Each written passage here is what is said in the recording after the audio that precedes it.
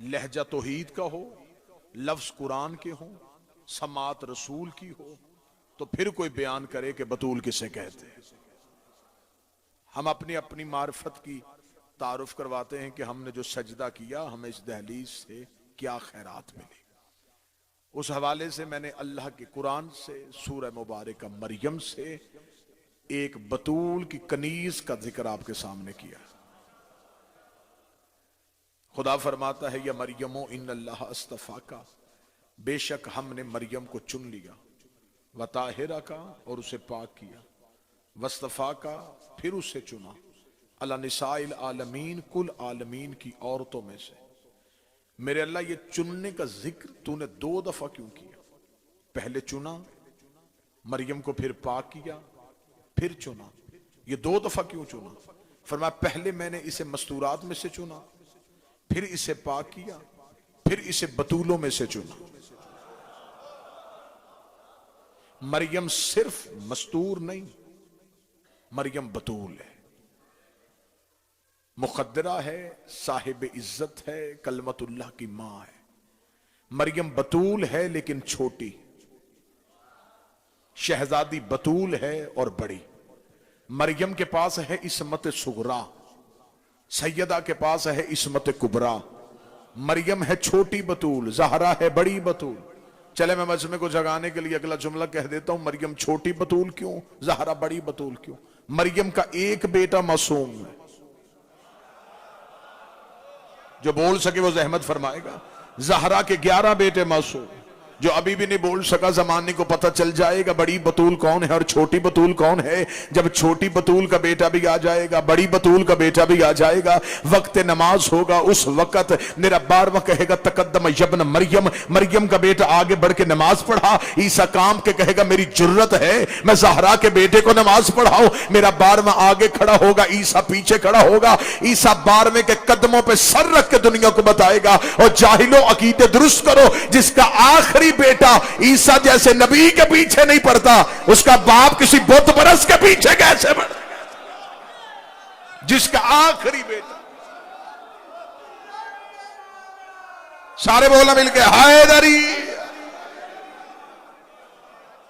मरियम बतूल जी, बिस्मिल्लाह सरकार, आपकी मोहब्बतों का शुक्रिया। मरियम बतूल है लेकिन छोटी, जहरा बतूल है लेकिन बड़ी। मरियम है बगैर शौहर के बतूल, जो बगैर शौहर के बतूल हो उसे मरियम कहते हैं। जो शौहर रख के बतूल हो उसे ज़हरा कहते हैं। बतूल उस मस्तूर को कहते हैं जो एक लम्हे के लिए भी नापाक ना हो। बतूल उस मस्तूर को कहते हैं जिसका बेटा पैदा ना होता हो, नाजल होता। अहले सुन्नत भाइयों की मोतबर किताब है, किताब का नाम सही बुखारी है। सही बुखारी में एक बाब है, बाब का नाम बाब मनाक़िब फातिमा है। उसमें 1356 नंबर हदीस है। मदीने की औरतों में बहस छिड़ गई, इकट्ठी होकर नबी के घर आ गई। आगे नबी की बीवी से पूछने लगी कि तू भी इसी घर में रही है, जहरा भी इसी घर में रही है, तू बता सकती है जहरा कितनी पाक है? उसने कहा, मा अकूल फी हक़्क़िहा वलदतल हसन बाद सलात ज़ोहर व सुलैतल असर। मैं तुम्हें बताऊं कि जहरा कितनी पाक है। जोहर पढ़ के हसन जैसा इमाम दिया, असर के लिए फिर मुसल्ले इबादत पे आके खड़े।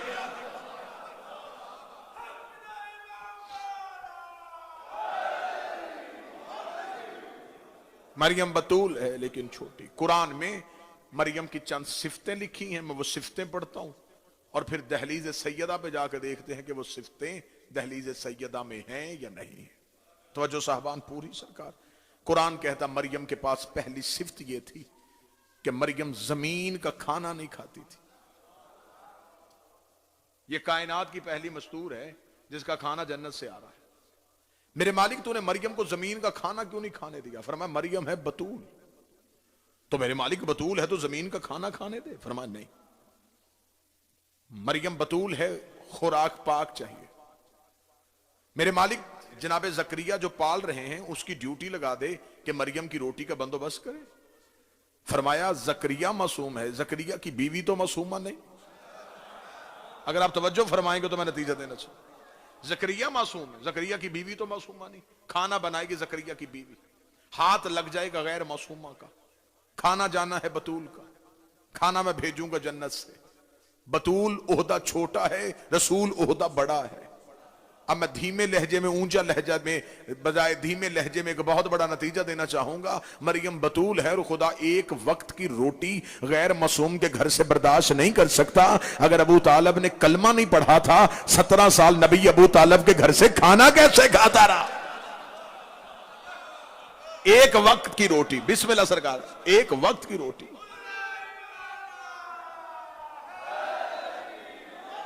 जनाब मरियम का खाना जन्नत से। और ये अलहदा बात है, चक्शिया में ये बात कहूंगा तो बात की कदर होगी। ये अलहदा बात है कि जो जन्नत की रोटी का इंतजार करे उसे मरियम कहते, और जिसकी रोटियों का जन्नत इंतजार करे, हाय हाय हाय हाय, उसे ज़हरा कहते।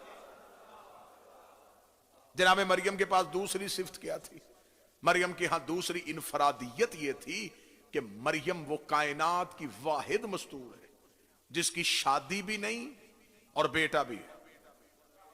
थोड़ी आप तवज्जो फरमाएंगे सरकार। मरियम की दूसरी सिफ्त क्या है? शादी नहीं, एहतशाम भाई, बेटा है। मां भी मासूमा है, बेटा भी मासूम है। अब जब आप मिंबर से पूछते हैं, साहिबाने मिंबर से, कि सरकार आप हमें बताएं कि जनाब मरियम को अल्लाह ने बगैर शौहर के बेटा क्यों दिया, तो मिंबर से एक दलील दी जाती है। वो दलील ये दी जाती है कि इसलिए कि जनाब मरियम के दौर में दूसरा मासूम कोई नहीं था और खुदा मासूमा को गैर मासूम के घर भेज नहीं सकता था, इसलिए खुदा ने बगैर शौहर के बेटा दे दिया। मैं इस दलील पे, इस पढ़े लिखे कदीमी अजादार मरकज में बैठ के मैं आपसे एक सवाल करना चाहूंगा। ये कोई दलील नहीं है कि उस दौर में मासूम नहीं था। मासूम बनाता कौन है? अल्लाह। तो फिर वो मासूम खल कर देता भाई, उसके लिए कोई मुश्किल था? अगर वो आदम के लिए हव्वा बना सकता है, आप जहमत फरमाएंगे तो नतीजा आपकी सोचों से बड़ा होगा। अगर वो आदम के बेटों के लिए उनकी बीवियां जन्नत से भेज सकता है, तो क्या मजबूरी थी खुदा की?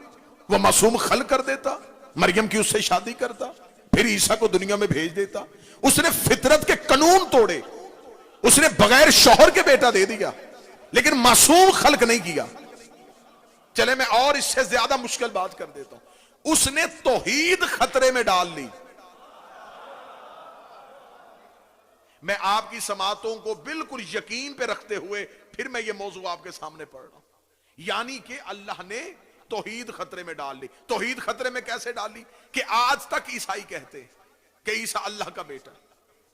वो कहते दलील ये है कि ईसा का बाप नहीं था। अगर मासूम खल कर देता तो फिर दुनिया ईसा को अल्लाह का बेटा तो ना कहती। उसने तौहीद खतरे में डाल दी, मासूम खल्क नहीं किया। चक्शिया में दुख लेके जाऊंगा अगर मेहनत के बाद भी कोई बंदा नतीजे को उस तरह कबूल ना करे जैसे मैं कबूल करवाना चाहता हूं। मेरे मालिक तू मासूम खल कर देता, तूने, तेरे लिए कोई मुश्किल नहीं था, मासूम खल करता, मरियम की शादी करता। फरमाया मैं मासूम खल्क भी कर सकता था, मरियम की उससे शादी भी करता था, लेकिन मजबूरी तौहीद की ये थी, मरियम है बतूल। अगर मैं मासूम खल कर देता, क़यामत तक वो मासूम ये फख्र करता कि मेरे घर में बतूल रहती है, मैं बतूल का शौहर हूं, मैं बतूल का हाकम हूं। खुदा ने कहा मैं तौहीद खतरे में डाल सकता हूं, अली की हमसरी बर्दाश्त नहीं कर सकता।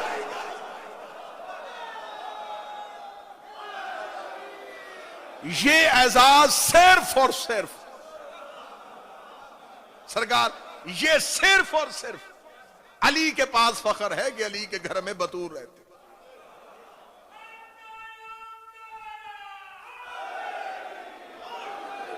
एक लफ्ज उर्दू में पाया जाता है जिस लफ्ज को कहते हैं मुफाखिरा। मुफाखिरा वजन है मुनाजरा में। जैसे दो लोग आपस में गुफ्तगू करें उसे कहते हैं मुकालिमा, दो मौलवी आपस में बहस करें उसे कहते हैं मुनाजरा, सच्चे झूठों के मुकाबले पे आए उसे कहते हैं मुबाहिला, दो मुजाहिद एक दूसरे के सामने आए उसे कहते हैं मुकातिला, और दो बड़े एक दूसरे को अपना फख्र बताएं इसे कहते हैं मुफाखिरा। तारीख में लिखा है 3 मकामात ऐसे हैं जिसमें अली और बतूल ने आपस में मुफाखरा किया। कदीमी अज़ादार बैठे, मुझे आपकी समातों में बड़ा यकीन। 3 मौके ऐसे हैं जिसमें अली और बतूल के दरमियान मुफाखरा हुआ। मकसद माज़ल्ला सुम्मा माज़ल्ला एक दूसरे को अपना रुतबा बताना नहीं था, क्योंकि बतूल जानती है कि अली क्या है और अली जानते हैं कि बतूल क्या है। अगर ये बादशाह और शहजादी आपस में बैठ के मुफाखरा ना करते तो ये चीजें, ये फख्र हम तक ना पहुंचते। चले मैं बड़ी जल्दी में आपको मुफाखरे की 3 लाइनें सुना देता हूं। एक दिन अली और बतूल घर में बैठे, अली ने चाहा, अली ने देखे कि बतूल, अली के दिल में एक हसरत है। शहजादी ने पूछा, या अली वो कौन सी हसरत है? अमीर अल मोमिनीन हजरत बताएं। अमीर अल मोमिनीन कहते हैं कि काश बतूल कोई ऐसा हो जो मेरे सामने बैठे और मैं उसे बताऊं कि अली कौन है।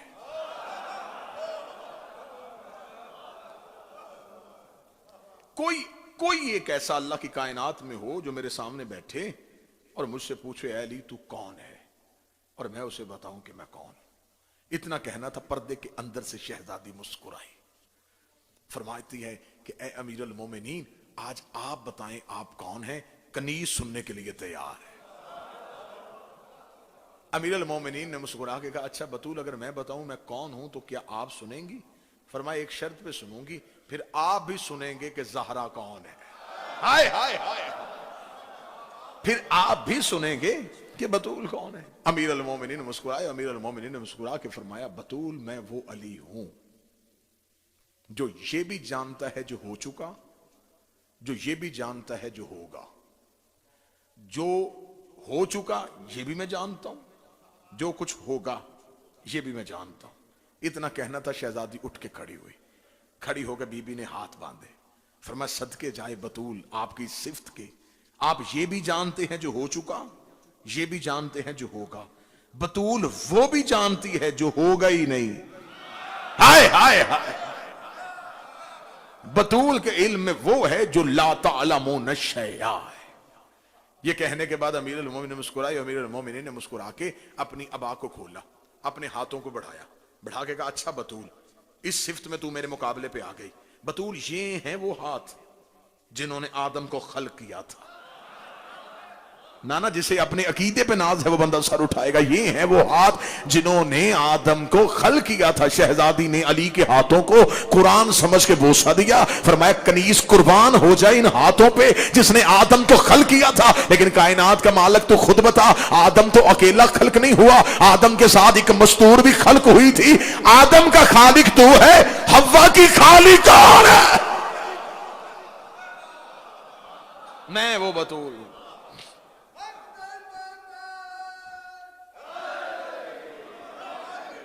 जो खिलकत हव्वा में, तो जो है साहब।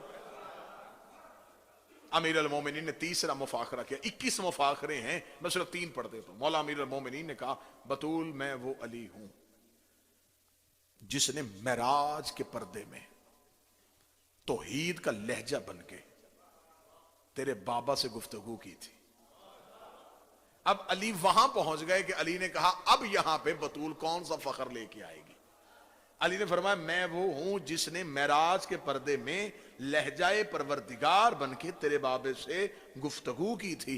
ये कह के अमीर अल मोमिनीन ने अपनी अबा को अपने कांधे पे लिया, अपने अमामा को अपने सर पे रखा। अली चलने लगे, बतूल पीछे पीछे चलना शुरू हो गई। दहलीज पे पहुंच के अली ने फरमाया, बतूल अब मेरे पीछे क्यों आ रही है? इस फख्र की बराबरी तो अली के अलावा कोई नहीं कर सकता। इतना कहना था, शहजादी ने अली के कांधे पे हाथ रखा। फरमाया, अली वापस ना जाइए, फख्र कनीज का भी सुनते जाइए। तू वो अली है जिसने पर्दे के पीछे लहजा तौहीद बन के मेरे बाबे से गुफ्तगू की थी। तेरी विलायत की कसम, पर्दे के पीछे तुझसे सरगोशी करने वाली बतूल थी। अना हजाबतुल वहदत।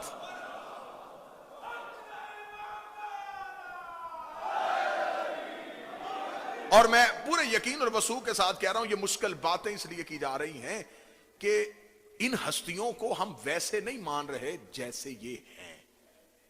मसला हमने कह दिया, सैयदा कौन है? रसूल की बेटी, अली की जौजा, हसनैन की मां, खतून जन्नत नहीं। अल्लाह के छुपे हुए राज को बतूल कहते हैं। अगर आप ज़हनी तौर पे आमादा हैं तो मैं 2-3 मुश्किल बातें आपके सामने पढ़ देता हूं, जिससे शायद ये मिंबर की तारीख में ना दोहराई गई हो। रिसालत इमाम ने एक हदीस कही थी। रिसालत इमाम ने एक सहाबी से कहा था, मुझे बता वाजिब नमाजें कितनी है? तो उसने कहा, मौला 5। फरमाया, कौन सी? उसने कहा, फज्र, ज़ोहर, अस्र, मगरिब, ईशा। रसूल ने फरमाया, वल फज्र, हुवल हुसैन। दाद बेशक न दीजिएगा, बात को महफूज कीजिएगा। रसूल ने फरमाया ये जो फज्र है ये हुसैन है। वल जोहर अना मोहम्मद, ये जोहर है ये मैं मोहम्मद हूं। वल अस्र हुवा अली, और ये जो असर है इससे मुराद अली है। वल मगरब ही अल फातिमा, ये जो मगरब है ये मेरी बेटी फातिमा है। अल ईशा हुवल हसन, ये जो ईशा है ये हसन है। ये है रसूल की हदीस। अब जरा सुनिएगा, रसूल ने फरमाया फज्र से मुराद है हुसैन। अब कुरान पढ़िए, कुरान में एक सूरत है जिसे सूरह फज्र कहते हैं। उसको आगाज कहां से हो रहा है? वल फज्र। नीचे तर्जमा लिखा गया मुझे फज्र की कसम, वल याल अश्र, और उसकी 10 रातों की कसम, वल शफ़ वल वत्र, एक रात और एक दिन की कसम। रसूल ने कहा फज्र से मुराद है हुसैन। अब जरा कुरान पढ़ो, खुदा कह रहा वल फज्र, मुझे हुसैन की कसम, वल याल अश्र, उसकी 10 रातों की कसम, वल शफ़ वल वत्र, एक शब अशूर की कसम, एक अशूर के दिन की कसम। फज्र से मुराद हुसैन, जोहर से मुराद पैगंबर, असर से मुराद अली। अब पता चला कि ये इकट्ठी क्यों है।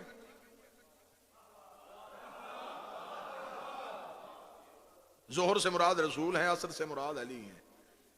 मैंने इस मौजू की तरफ जाना ही नहीं, इस कुरान के राज को मैंने खोलना ही नहीं। मेरा मौजू जनाब सैयदा है, लेकिन यहां पे मैं जुमला कह देता हूं, असर से मुराद है अली। अब कुरान पढ़ना, खुदा कह रहा वल असर, मुझे अली की कसम, इन्नल इंसान लफी खुस्र, बेशक इंसान घाटे में है, इल्लल्लज़ीना आमनू, सिवाय उनके जो इस पे ईमान लाए।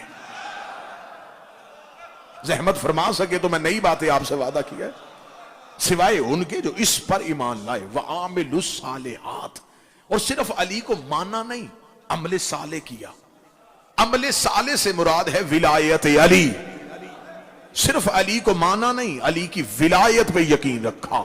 व तवासो बिल हक व तवासो बिल सब्र, हक से मुराद अली, सब्र से मुराद हुसैन। फिर उन्होंने सारी जिंदगी ना अली को छोड़ा ना हुसैन कजा किया। असर से मुराद अमीर अल मोमिनीन। रसूल ने फरमाया वल मगरब है अल फातिमा। ये बातें बोझ तो नहीं बन रही आप। मगरब से मुराद है ज़हरा। और इंतहाई अहले इल्म मजमे में यह बात कहूं, मगरिब का वक्त वाहिद वक्त है जिसका शुमार न दिन में होता है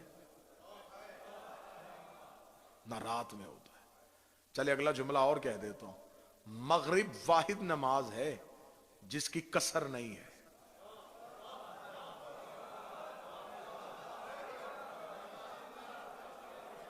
मगरिब वाहिद ये नमाज है, इसकी कसर नहीं। मगरिब वो नमाज है जिसका शुमार ना दिन में है ना रात में है। अगर बिल्कुल कबूल कर सको तो फिर मैं ये नतीजा आपकी समातों को हदिया करूं, मगरिब का एक हाथ दिन पे होता है, एक रात पे होता है। अगर मगरिब दरमियान से निकल जाए, दिन रात हो जाए, रात दिन हो जाए, मगरिब दिन को भी रोक के रखती है, मगरिब रात को भी रोक के रखती है। मगरिब से मुराद है ज़हरा, एक हाथ नबुव्वत पे है, एक इमामत पे है। जो नबुव्वत और इमामत के दरमियान खड़ी हो उसे बतूल कहते हैं। रसूल ने फरमाया वल ईशा वल हसन, और ईशा से मुराद है हसन। दिन का इख्तिताम हसन के नाम पे, दिन का आगाज हुसैन के नाम पे। मरियम के पास दूसरी सिफ्त क्या थी कि मरियम को अल्लाह ने बगैर शौहर के बेटा दिया। चले मैं यहां भी इस एक राज से भी पर्दा उठाऊं और आपकी समातों को यह राज भी हदिया करूं। आज ईसाई कहते हैं ईसा अल्लाह का बेटा है। बिल्कुल मैं वो बातें कर रहा हूं जिसका दाद से नारों से ताल्लुक ही नहीं। तकरीर मैंने जलसे वाली की नहीं, बातें वो जो बिल्कुल नहीं हो आपको हदिया कर दूं। हक अदा हो जाए मिंबर हुसैन पे आने का और आपके सामने नौकरी देने का। ईसाई कहते हैं कि ईसा है अल्लाह का, सारे बोलेंगे आपसे।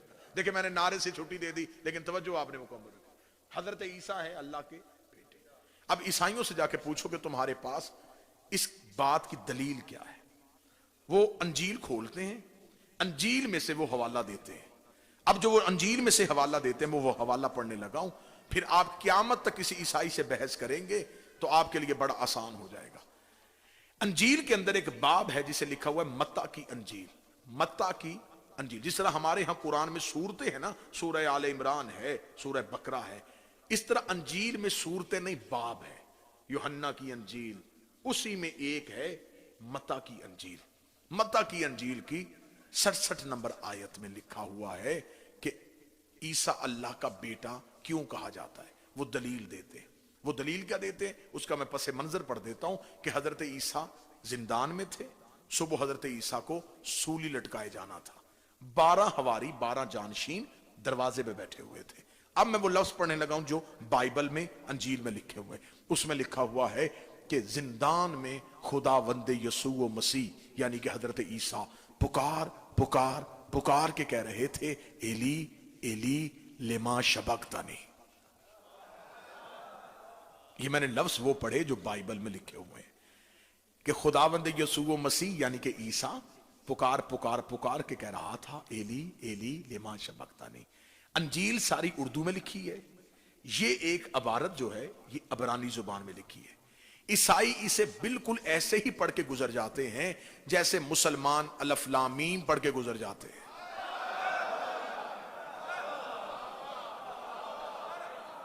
मैं कोशिश कर रहा हूं नई बात आपको होती है।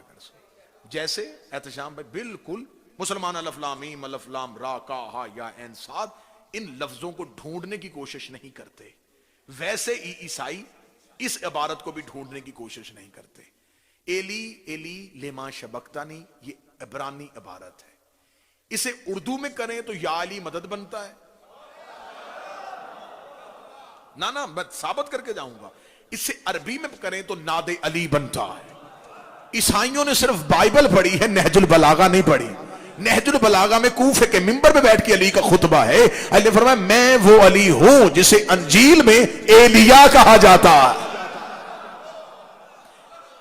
अब राज पढ़ने लगा हूं, वो राज अगर मैं आप तक पहुंचा सका तो मैं समझूंगा कि आपके दिलों से नौकर के लिए दुआ निकलेगी कि ईसाई ईसा को अल्लाह का बेटा क्यों कहते हैं। फिर मैं उस राज की गर्दन मोड़ दूंगा फजाइल अली इब्ने अबी तालिब से। उसमें लिखा है कि खुदावंद यसू मसीह पुकार पुकार पुकार के कह रहा था, एली एली लिमा शबक्तनी। आगे बाइबल में लिखा है कि जिंदान में एक नूर आया और उसने ईसा को अपनी आगोश में लिया और वो नूर आसमान की तरफ उड़ने लगा। जब वो नूर ईसा को लेके उड़ने लगा तो 12 हवारी दरवाजे से उठ के खड़े हुए। उसने कहा, खुदावंद यसू मसीह तू कहां जा रहा है।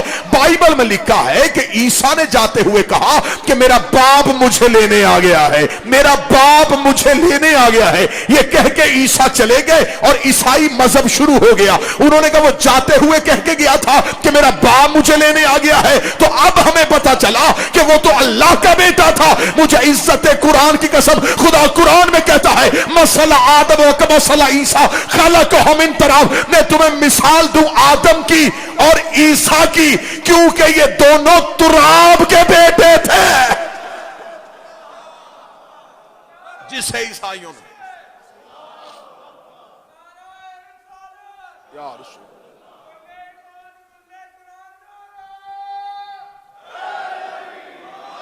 तो जो साहब मरियम को खुदा ने बगैर शौहर के बेटा दे दिया और बगैर शौहर के बेटा दिया। कुरान कहता है, कुरान कहता है कि जनाब मरियम अपने कमरे में बैठी थी, या कदमों की आहट आई, जनाब मरियम डर गई। मरियम ने डर के कहा, इन्नी आऊज़ु बिर्रहमान मिनका इन कुन्तु तकिया।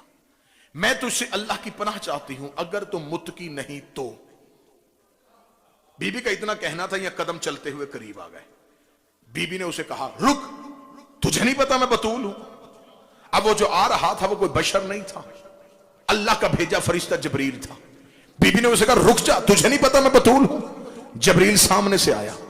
बीबी ने अपना ये नहीं कहा कि मैं मरियम हूं, बीबी ने अपना ओहदा बताया, मैं बतूल हूं। जबरील ने सामने आकर, अगर तू बतूल है फिर मैं भी आम नहीं। अन्ना रसूल और रब्बिक, मैं भी तेरे रब का भेजा रसूल हूं। मरियम ने भी ओहदा बताया, जबरील ने भी ओहदा बताया। मरियम ने भी फख्र किया, जबरील ने भी फख्र किया।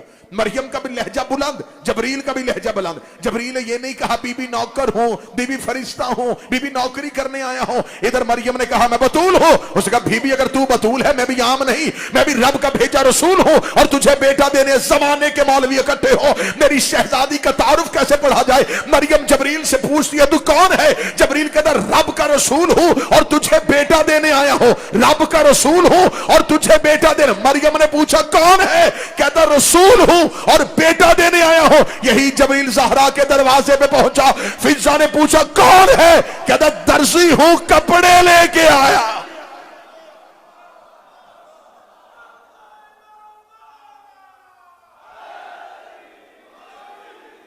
अना खयात अल हसनैन, मैं हसनैन का खयात। कुरान कहता है कि जनाब मरियम को जबरील ने कहा कि मैं तुझे गुलामन ज़किया, एक पकीज़ा बेटे की बशारत देने आया। ये कह के ईसा ने इशारा किया, मरियम को जबरील ने इशारा किया और ईसा गोद में आ गए। कुरान कहता है ईसा ना मां के शिकम में रहा, ईसा सीधा मां की गोद में आया। ये है 12वें का सिपाही जिसका नौकर नाजल होता हो। वो मालिक पैदा नहीं होता। इमाम फरमाते हैं कि हम माओं के शिकमों में नहीं, हम माओं की दाई रान पे ज़हूर करते हैं। और जबरील ने कहा मैं तुझे बेटा देने हूं। मैं, ये जबरील क्या है? सैयदों के दरवाजे पे जाके देखो, कभी झूला झूलाता है, कभी चकियां चलाता है। तो जिनका नौकर मरियम को बेटे दे सकता हो, जिनका नौकर मरियम जैसी मस्तूर को कह रहा है मैं तुझे बेटा देने आया हूं। कुरान कहता है जनाब मरियम ईसा को लेके बाहर गई, दरवाजे पे कौम खड़ी थी। कौम ने कहा मरियम, न तेरी मां ऐसी न तेरा बाप ऐसा, ये बच्चा कहां से आया? ये मरियम की कौम ने मरियम को ताना दिया और खुदा ने यही ताना उठा के कुरान में आयत बना के रख दिया। क़यामत तक मुसलमान कुरान खोलेंगे, इस ताने को भी चूमेंगे, इस ताने को भी बगैर वजू के हाथ नहीं लगाएंगे। ये तौहीद का लहजा नहीं, ये काफरों का ताना था जो उन्होंने मरियम को दिया। खुदा ने आयत बना के कुरान में रख दिया कि ना तेरी मां ऐसी ना तेरा बाप ऐसा, ये बगैर शौहर के बेटा कहां से? मेरे मालिक, ये तेरा कलाम तो नहीं, ये तो काफरों का जुमला है, तूने कुरान में क्यों रखा? फरमाया जुमला ही इतना अच्छा था, मुझे कुरान पे रखना पड़ गया। मेरे मालिक क्यों जुमला अच्छा क्यों था? फरमाया कौम बेशक ईसा का कलमा नहीं पढ़ती, इन्होंने बोल के कहा न तेरी मां ऐसी न तेरा बाप ऐसा। इन्होंने बोल के गवाही दी जो बतूल हो उसकी मां भी पाक होती है, उसका बाप भी पाक। बतूल सिर्फ खुद पाक नहीं होती, मां भी पाक और बाप भी पाक। कुरान कहता है यही ईसाई जब नजरान के ईसाई मुबाहले में पहुंचे, तो यहां पे मुबाहले में ये लफ्ज कहा जाता है कि खुदा ने कुरान में कहा कि ये बेटे लेके आए, हम बेटे लेके आते, ये औरतें लेके हम औरतें लेके आते, ये नफ्स लेके हम नफ्स लेके आते। बस एक नतीजा में और आपकी समातों को हदिया करो। ये बताया जाता है कि मुबाहले के मैदान में रसूल गए, अली गए, हसनैन गए, शहजादी गई। ये नहीं बताया जाता कि ईसाइयों की तरफ से कौन आया था, कि मुकाबले पे करने के लिए कौन आया था, मुकाबले पे किसे उतारा गया था। इधर अगर शहजादी कौनैन जा रही हैं तो अकल तस्लीम नहीं करती कि उधर से ईसाइयों की औरतें आए और मुकाबले में ज़हरा चली जाए। जब नजरान के ईसाई मदीने पहुंचे थे, पूरी कहानी है, पूरा मुबाहला है। अबुल हारिस 120 साल इसकी उम्र थी। इसने आकर रसूल से सवाल किया था, इसने कहा तू बता तेरा मरियम के बारे में क्या अकीदा है? रसूल ने फरमाया बतूल थी, तैयबा थी, ताहिरा थी और अल्लाह की खास कनीज थी। उसने कहा ईसा के बारे में तेरा क्या अकीदा है? फरमाया बतूल ज़्यादा था, अल्लाह का नबी है और कलमतुल्लाह है। उसने कहा जबरील यानी रूहुल कुद्स के बारे में तेरा क्या अकीदा है? फरमाया अल्लाह का एक फरिश्ता है, सैयदुल मलाइका है। उस ईसाई पादरी ने कहा था कि हमारा अकीदा यह है कि मरियम से बेहतर ना कोई औरत थी, ना है, ना होगी। ईसा से बेहतर ना कोई मर्द था, ना है, ना होगा। जबरील से ज्यादा इख्तियार किसी के पास ना था, ना है, ना होगा। इतना कहना था ये नबी कुरान पढ़ने लगे। आवाज कुतरई फमन हाजक मिन बाद मा जाका मिनल इल्म, इन्हें इल्म के साथ ताइल ना करना। इन्हें क्या ऐसे है तो फिर ऐसे ही सही। ये मरियम को लेके आए, हम ज़हरा को लेके आते हैं। ये ईसा को लेके आए, हम हसनैन को लेके आते हैं। ये जबरील लेके आए, हम उस्ताद जबरील लेके आते हैं। और पंचतन पाक मुबाहला के मैदान में जब ये पहुंचे हैं पंचतन पाक, तो कुरान का सुम्मा नब्तहिल फनज्जल लानतल्लाहि अलल काज़िबीन। मुबाहला के मैदान में सिर्फ ये 5 नहीं आएंगे। खुदा ने कहा मैं लानत को पहले भेजूंगा। जो झूठा होगा लानत उसके साथ चली जाएगी। आज बंदे कहते हैं ना बतूल के दुश्मन पे लानत नहीं करनी चाहिए, अल्लाह कुरान में लानत कर रहा है। चले मैं बतूल के दुश्मन पे लानत कुरान से साबित कर दे, तो खुदा ने कहा मैं लानत को पहले भेजूंगा। लानत इंतजार करेगी कि कोई इनके मुकाबले पे आए। चले जो बंदा अभी भी नहीं बोल सका उसके लिए मैं आसान कर देता हूं। लानत मैदान मुबाहला में खड़ी इंतजार कर रही थी, इधर से नबी पंजतन को लेकर चले। लानत इंतजार कर रही थी कि कोई इनके मुकाबले पे आए। ईसाइयों ने माफी मांग ली, ईसाइयों ने जिजिया दे दिया, ईसाई अपने मौकफ से हट गए। इसका मतलब ईसाइयों ने लानत को कबूल नहीं किया। मस्जिद के मौलवी से लेकर मुझे मक्के के मुफ्ती तक कोई सामने आके ये बोल के बताए कि जब ईसाइयों ने लानत को कबूल नहीं किया था फिर वो लानत गई तो गई कहां। उस लानत के आने का जिक्र कुरान में है, जाने का जिक्र नहीं है। इसका मतलब कि वो लानत किसी ना किसी मुस्तहिक तक पहुंची थी, वो लानत ईसाइयों तक तो नहीं पहुंची। बताओ फिर वो लानत कहां गई थी?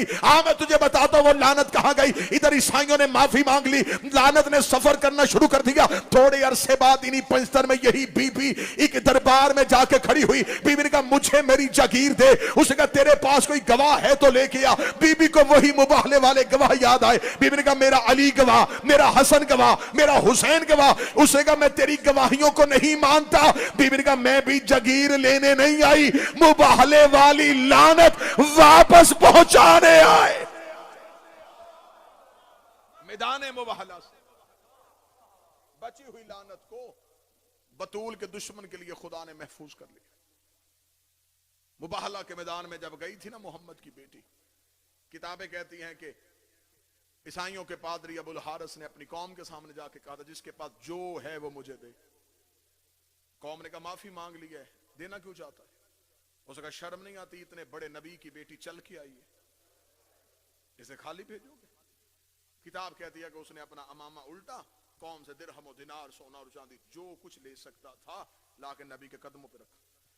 कदमों पे रख के यूं अबुल हारिस हाथ बांध के खड़ा हो गया, यार रसूलल्लाह माफी भी चाहता हूं लेकिन एक दफा जो तेरे पीछे तेरी बेटी खड़ी है इसे क्या बोल के कह दे कि मैंने तुम्हें माफ किया। रसूल ने कहा जब मुझसे माफी मांगते हो तो मेरी बेटी से क्यों कहलवाना चाहते हो? उसका जब ये आ रही थी इसके चलने का अंदाज बता रहा था, ये जिंदगी में कभी कहीं चल के नहीं गए। ईसाइयों ने माफी मांगी। बचपन में बतूल के जहन में ये बात बैठ गई कि मैं जहां भी जाऊंगी मेरी इतनी ही इज्जत होगी, अगर कोई सैयद बैठा मुझे माफ कर देना। यही बात जहन में रख के बाबे के बाद पहली बार दरबार चली गई। 4 घंटे नौकर के दरबार में चुप करके खड़ी रही। 4 घंटे बिल्कुल चुप करके खड़ी रही। नहीं पढ़ा जाता ज़हरा का दरबार जाना, बेटी का दरबार सुनाया जाता है। खुदा करवट करवट पहलुए हुसैन में जगह नायत फरमाए। किबला मरहूम मुबल्लिग आजम इस्माइल आला मकाम हो। किबला मुबल्लिग आजम पिंडी भटिया के करीब एक जगह मौजा पक्के, वहां किबला मुबल्लिग आजम मनाजरा करने के लिए चले गए थे। शाम भाई जब मनाजरा करने के लिए पहुंचे तो वहां पे मनाजरे का जज जो था वो एक अहले सुन्नत जमींदार था। नाम उसका चौधरी आशिक हुसैन था। अनपढ़ आदमी था लेकिन अक्लमंद बड़ा था, जहीन बड़ा था, है सुन्नी था मनाजरे का जज। मौलवी इस्माइल बैठ गए, हक के बतूल पे मनाजरा था। नमाज का वक्त हो गया। मुखालिफ मौलवी ने कहा पहले जमात के साथ नमाज होगी फिर दोबारा मनाजरा होगा। वो चौधरी आशिक मौलवी के पीछे नमाज पढ़ने चला गया। किबला ने अपनी किताब फतूहाते शिया में इसका जिक्र किया। चौधरी आशिक उस मौलवी के पीछे नमाज पढ़ने के बाद नमाज खत्म हुई, उसने नमाजियों से कहा सारे मस्जिद से बाहर जाओ, मुझे मौलवी से तन्हाई में कोई बात करनी है। सारे नमाजी मस्जिद से बाहर चले गए। चौधरी आशिक ने कमरे का मस्जिद का दरवाजा बंद किया, कुंडी लगाई, मौलवी के सामने आकर उसने बैठ कर देख मौलवी तू कहता था मोहम्मद की बेटी दरबार नहीं गई, शिया कहते थे गई। उन्होंने बुला लिया अपना मौलवी, वो बैठा बाहर किताबें लेके। मैंने बंदे नहीं मरवाने, मैंने कत्ल नहीं करवाने। नमाज पढ़ते पढ़ते मेरे जहन में एक दलील आई, उसका जवाब दे, मैं मनाजरा खत्म कर देता हूँ। मौलवी ने कहा कौन सी दलील? उसने कहा तन्हाई में बैठे हैं, बैठे अल्लाह के घर में, तू भी बावजू मैं भी बावजू, सिर्फ मुझे इतना बता मोहम्मद की बेटी दरबार गई थी? ये हमारी किताबों में लिखा है कि गई थी।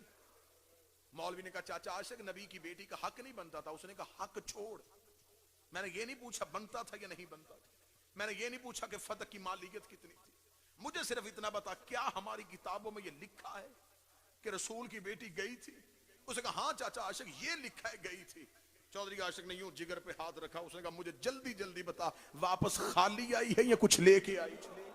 उसने कहा चाचा आशिक जब नबी की बेटी का बनता ही नहीं था फिर कैसे मिलता? उसने कहा शर्म नहीं आती मेरे मरने के बाद मेरी बेटी किसी कम्मी के दरवाजे पे चली जाए और जाके कहे मैं चौधरी आशिक की बेटी हूं, बता वो खाली भेजेगा या दे के भेजेगा? उसने कहा दे के भेजेगा। उसने कहा मेरी बेटी का हया करते हो, मोहम्मद की बेटी का किसी ने हया नहीं किया। चली जो गई थी, नहीं भी बनता था। वो कभी किसी ने बेटियां भी खाली भेजी, कह देते बीबी तेरा बनता नहीं था लेकिन तू आ गई है। इंशाल्लाह 13 सफर और 14 रजब इंशाल्लाह हाजिरी होगी मुफस्सल आपके सामने। जितनी भी ड्यूटियां जो लिखी हैं इंशाल्लाह सब में बशर्ते जिंदगी और सेहत आपके सामने हाजिरी होगी। नौकरों के दरबार में 4 घंटे चुप करके खड़ी रही। मुकदमा पढ़ने लगा हूं मैं रसूल की बेटी का। मैं लानत भेजता हूं सांस में जिस सांस में ज़हरा की वकालत ना हो। जब 4 घंटे चुप करके खड़ी रही है, 1200 बंदा कुर्सियों पे बैठा था। जब थक गई है रो के कहती चाचा सलमान इनसे कह दे मैं इतनी देर खड़े रहने की आदी नहीं। इतना जुमला कहना था, रसूल का बूढ़ा सहाबी यूं कमर पे हाथ रख के उठा, उठ के तख्त के सामने गया, जाकर था शर्म करो जिसके तख्त पे बैठे हो उसकी बेटी आई है। हौसले के साथ सुनना। उसने बैठ के कहा लेने की आई है। बीबी की आवाज आई पे का हक। उसने कहा कोई सबूत? रसूल की बेटी ने कांपते हुए हाथों से बुरके से तहरीर निकाली। तहरीर सलमान ने हाकम के हाथ में दी। मिंबर के गलाफ पे मेरा हाथ है, मैंने पूरी दुनिया में बीबी का मुकदमा पढ़ा है, एक एक लफ्ज को मैंने बड़ा गौर गौर से पढ़ा है। हाकम के सामने तहरीर आई, 1200 बंदा दरबार में बैठा हुआ था। 1200 बंदे को तहरीर दिखाई गई कि तसल्ली करो ये दस्तखत मोहम्मद के हैं, ये तहरीर रसूल की है।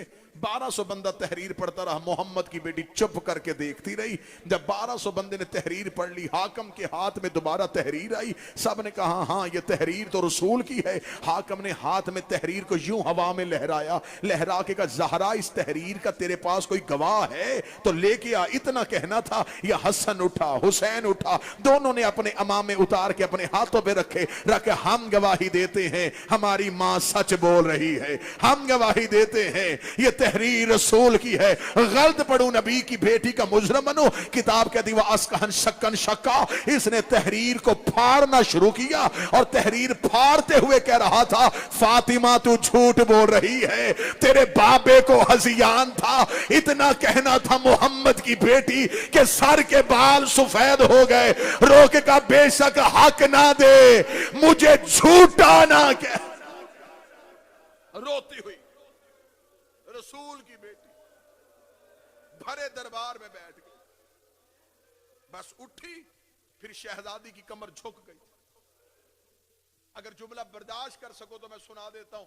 जब बीबी की शहादत हुई, बीबी की उम्र मुबारक कितनी थी? जितनी करबला में हुसैन के अकबर की उम्र थी। इस उम्र में कोई मजदूर कमर पे हाथ रख के नहीं चला। सर के बाल सफेद हो गए। शहजादी उठी, उठ के बीबी घर की तरफ गई। यहां पे आके अक्सर जाकिरीन कह देते हैं कि बीबी जाके मुसल्ले पे बैठी और मुसाफिर शाम ने कहा ज़ईफा छोड़िए हमारी मां का मुसल्ला। ना, गलत। जितनी देर ज़हरा दरबार में रही, ज़ैनब दरवाजे पे खड़ी रही। मां को गली से यूं रोते हुए आते देखा। ज़ैनब ने मां के गले में बाहें डाल के कहा मैंने तुझे पहले कहा था ना जा दरबार में। अम्मा सर के बाल सफेद क्यों हो गए? बीबी ने बेटी का सर चूम के कहा मुझे अपनी फिक्र कोई नहीं है, लेकिन जो हालत में दरबार की देख आई हूं अब मुझे यकीन हो गया ज़ैनब तेरी चादर नहीं बचेगी। ज़ैनब इन्होंने तेरा बुरका लूट लेना है। ज़ैनब फिर गए मुसलमान वादे से। ज़ैनब में दरबार में कहीं मुझे इस्लाम नजर नहीं आया। आ गई घर में, फिर जितनी देर जिंदा अब घर में बैठी है, एक एक लफ्ज पढ़ूंगा, हक पढ़ूंगा, सच पढ़ूंगा, बगैर खौफ बगैर खतरे के पढ़ूंगा। घर में बैठी थी ये 36 बदमाश हाथों में लकड़ियां लेके मोहम्मद की बेटी को बाबे का पुरसा देने के लिए रसूल की बेटी के दरवाजे पे आ गए। दरवाजे पे लकड़ियों का ढेर लग गया। लकड़ियों का ढेर लगना था। मदीने का रहने का एक ताजर है, याह्या बिन जुबैर इसका नाम है। ये कहता है कि उस दिन मुझे मदीने में लोग गलियों में घोड़े दौड़ाते हुए सुनाई दे रहे थे। मैंने एक शख्स को कहा मदीने में जंग छिड़ गई है। उसने कहा नहीं, ये इकट्ठे होके अली के घर को आग लगाने जा रहे हैं। लकड़ियों का ढेर लगा। बड़े हौसले के साथ सुनना, इन्होंने दरवाजे पे दस्तक दी, अंदर से आई बीबी फिजा। इन्होंने कहा मन अंते तू कौन है? बीबी फिजा की आवाज है, ये न जारियत तो ज़हरा, मैं ज़हरा की कनीज हूं। इन्होंने कहा ऐना ऐना अली, अली कहां है? हम बैत लेने आए। फिजा की आवाज है, मसरूफ फी जम्मिल कुरान, अली कुरान जमा करने में मसरूफ है। एक कमीने की आवाज है, अली को बाहर भेज वरना हम दरवाजे को आग लगाएंगे। आग लगाने का नाम आना था। पहलू पे हाथ रख के उठ के खड़ी हो गई मोहम्मद की बेटी, झुकी हुई कमर के साथ। बीबी ने आके दरवाजे पे दोनों हाथ रखे कहा, पहले मेरी कनीज बोल रही थी, याद रखना अना फातिमा बिनते मोहम्मद, अब मैं मोहम्मद की बेटी फातिमा तुमसे मुखातिब हो। ये वही दरवाजा है, यहां नबी इजाजत मांग के आता था, मैं तुम्हें इस दरवाजे की इज्जत सुनाने आई हूं। बाहर से किसी ने कहा, ज़हरा हमें इज्जत न सुना, अली को बाहर भेज वरना हम दरवाजे को आग लगाएंगे। ये कहना था। एक कमीने ने जलती हुई लकड़ी दरवाजे पे फेंकी, उस दरवाजे पे लोहे की मेखें लगी हुई थी। एक कमीने ने पांव की ठोकर मारी, जलता हुआ दरवाजा ज़हरा के ऊपर आया। बीबी ने दरवाजे पे दोनों हाथ रख के कहा, खबरदार अंदर ना आना, मेरी ज़ैनब बैठी है, मेरी बेटियां बड़ी छोटी हैं, मेरी ज़ैनब डर जाएगी, गलत पड़ू, बीबी का मुजरम बनू। लोहे की मेख बीबी के पहलू में गई। बीबी की आवाज आई, या अली, ज़ैनब को छुपा ले, मुसलमान घर के अंदर। 36 लोग, मैं गैर सैयद हूं, मैं पढ़ ही नहीं सकता कि कैसे गुजरे, मैं नहीं पढ़ सकता, मेरी जुबान में वो ताकत नहीं। मैं सिर्फ इतना इशारा कर देता हूं, ज़हरा दरवाजे के नीचे थी, मुसलमान सेहन तक पहुंच गए, दरवाजा जल गया था, मुसलमान छत पे चढ़ गए।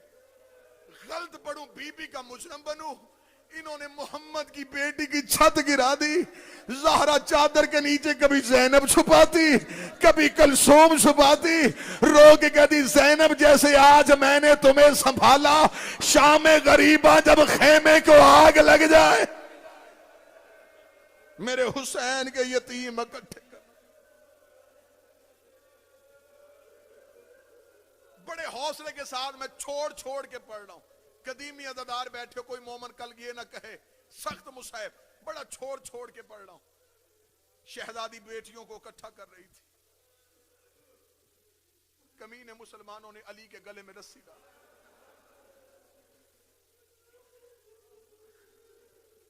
मेरा बादशाह हुसैन मुझे माफ करे, 12वें से माफी मांग के मैं इस मुसीबत से पर्दा उठाने लगा हूं। किताबें कहती हैं कि अली के गले में रस्सी थी, अली आंखों को झुकाए हुए थे, आंखों झुका के अली तस्लीम बिरज़ाए रब्बिक, ये कहते हुए अली आगे बढ़ रहे थे। किसी भी आलम दीन से हो, आलम दीन हो सैयद, उससे सवाल जरूर करना कि बीबी का बायां पहलू जख्मी था, तस्बीह दाएं हाथ से क्यों नहीं करती थी? बाएं पहलू पे बायां हाथ रखा जाता, बीबी ने दाएं हाथ से तस्बीह क्यों नहीं की? आखिर तस्बीह करने में मजबूरी क्या थी? दाएं हाथ को क्या हुआ था? वो सैयद जो तुम्हें सुनाए तो फिर सारी जिंदगी रोना। मैंने करबला में बैठ के आलम दीन से सवाल किया था, उसने कहा जब ये अली को लेके बाहर जा रहे थे, बतूल ने गिरते गिरते अली की कमर बंद पे हाथ रखा, रो के गई, या अली वापस आ जा। बीबी अली को रोक रही थी, एक कमीने ने लोहे की नियाम निकाली, इसने ज़हरा के हाथ में मारी। बीबी की आवाज है, या अली मेरी उंगलियां शहीद हो, या अली मेरी उंगलियां जख्म।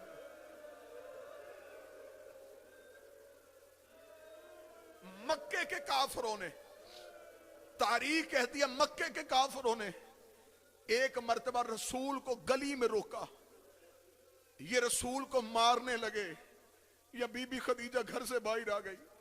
मक्के के काफिर नबी को अकेला छोड़ के चले गए, क्योंकि मक्के में अरब में रिवाज था कि किसी को मार रहे हो या बेटी आ जाए या जौजा आ जाए, ये उसे छोड़ दिया करते थे। ये अली के गले में रस्सी डाल के लेके जा रहे थे। ज़हरा की आवाज आई, ज़ैनब जल्दी आ, कलसूम जल्दी आ।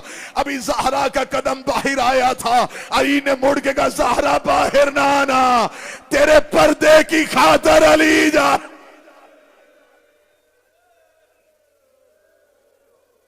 और जिस दिन अली को लेके जा रहे थे, मदीने का एक यहूदी अली को इस हालत में देख के इसने अली के कदमों पे हाथ रखा, इसने कहा कलमा पढ़वा। अली ने फरमाया तूने मेरी जंगें देखी हैं, तूने कलमा नहीं पढ़ा, आज मेरे गले में रस्सी है, कलमा क्यों पढ़ रहा है? उसने कहा मैंने तेरी तलवार भी देखी है, आज तेरी खामोशी भी देखी है, मुझे आज पता चला तू किसी के चलाने से चलता है। मैंने तेरी जंगें भी देखी हैं, आज तेरी चुप भी देखी है। बस सादात और गैर सादात दो जुमले पढ़ूंगा, शहादत नहीं। ना शहादत कोई पढ़ सकता है, ना शहादत बीबी की किसी को आती है। जिसे आती है वो पर्दे में लहू रोता है, उसे पता है कि मेरी मां कितनी जख्मी थी। मैं 3 दर्द पढ़ देता हूं। कदीमी अज़ादार बैठे हैं आपके रोने के लिए, आपके गिरिये के लिए, अपनी इबादत के लिए, बानी के मरहूमीन के बुलंदी के दर्जात के लिए। मैं 3 दर्द पढ़ने लगा हूं नबी की बेटी के। बीबी के दर्द कायनात के सबसे अलहदा दर्द। ये कायनात की पहली और आखिरी मस्तूर है जिसे अली ने 7 चादरों का कफन दिया। मैं मुसैब में मिन्नत नहीं किया करता, मैं मुसैब में ये नहीं कहता अल्लाह जाने किसका ध्यान, ना। जो रोने आया वो बेशक रोएगा, बादशाह हुसैन आपका पुरसा कबूल करे।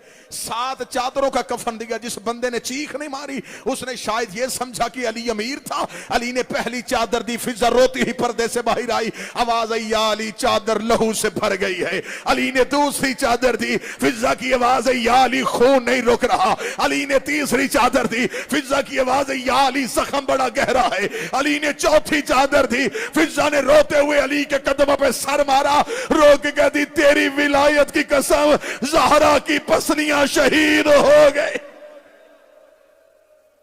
7वीं चादर बिहार में अलामा मजल से लिखते हैं, 7वीं चादर आई है फिजा के हाथ में, या बीबी का मैयत कांप गया। आवाज आई फिजा अली से कह चादरें ना बदल, ये जख्म नहीं रुकना, मैंने जाके बाबे को क़यामत वाले दिन दिखाना है। देख तेरी उम्मत ने मुझे क्या अजर रिसालत दिया।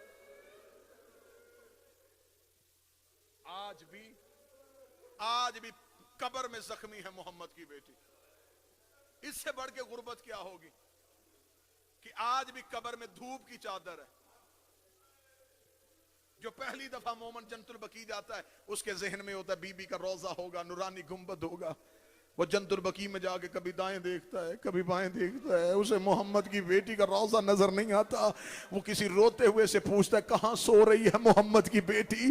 वो चीख मार कहता वो सामने जो मैला पत्थर है। ये मोहम्मद की बेटी की कब्र है। एक ईरान का जाकर रसूल की बेटी की कब्र पे खड़ा था। इसने कब्र पे खड़े होकर मजलिस पढ़ते पढ़ते रोजा रसूल की तरफ मुंह किया। मुंह करके उसने एक दिल को चीर देने वाला बैन पढ़ा। उसने कहा या रसूल अल्लाह, तेरा एक बेटा हमारे ईरान आया, कभी मशहद आके देख हमने तेरा रजा कितनी मोहब्बतों से रखा हुआ है। या रसूल अल्लाह, काश तेरी बेटी फातिमा हमारे ईरान आ जाती, हम बेटियों के जेवर भेज देते, तेरी बेटी की कब्र उदास ना होने देते। उदास कब्र मोहम्मद की बेटी, कायनात की पहली मस्तूर जिसे 7 चादरों का कफन मिला। अगला दर्द पढ़ देता हूं मैं माफी मांग के, अगला दर्द पढ़ता हूं। यह कायनात की पहली और आखिरी मस्तूर है जिसकी अली ने 40 कब्रें खोदी हैं। मैं फिर पढ़ता हूं दर्द, शायद किसी बंदे का ध्यान इधर उधर। यह कायनात की पहली मस्तूर है मजलूमा जिसकी अली ने 40 कब्रें खोदी हैं। बिस्मिल्लाह बिस्मिल्लाह, 40 कब्रें खोदी हैं। वाजिबुल एहतराम तशरीफ ले, आखिरी जुमला पढ़ो। 40 कब्रें खोदी हैं अली ने बतूल की। अब मुझे बोलो, सवाल करके पूछो अली ने 40 कब्रें क्यों बनाई? मुझे मिंबर के तकद्दुस की कसम सारी रात बीबी का जनाजा घर में पड़ा रहा। अली आधी रात तक मदीने में बेलचा कांधे पे रख के कब्रें खोते रहे।